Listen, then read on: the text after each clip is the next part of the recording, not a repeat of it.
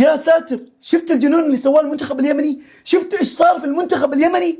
تخيلوا انه هذا المنتخب في السابق كانوا يتمنوا يسجلوا هدف واحد عشان يفرح فيه الشعب كله، والان المنتخب اليمني في الجيل الجديد صار يسجل 16 هدف في اخر مباراتين. اي والله هذا اللي صار في اخر مباراتين المنتخب اليمني في تصفيات كاس اسيا، يعني في مباريات رسميه.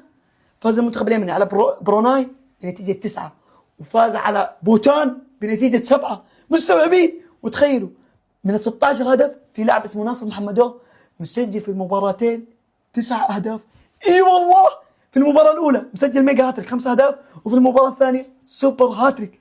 جنون جنون، حرام هذا المنتخب اليمني بهذا الجيل ما يتأهل بطولة كأس آسيا. والآن عندهم مهمة واحدة بس، إنهم يفوزوا على المنتخب اللبناني بعد 4 أشهر في مارس. إذا فازوا على المنتخب اللبناني يتأهلوا بطولة كأس آسيا. مستوعبين؟ يا رب تصير.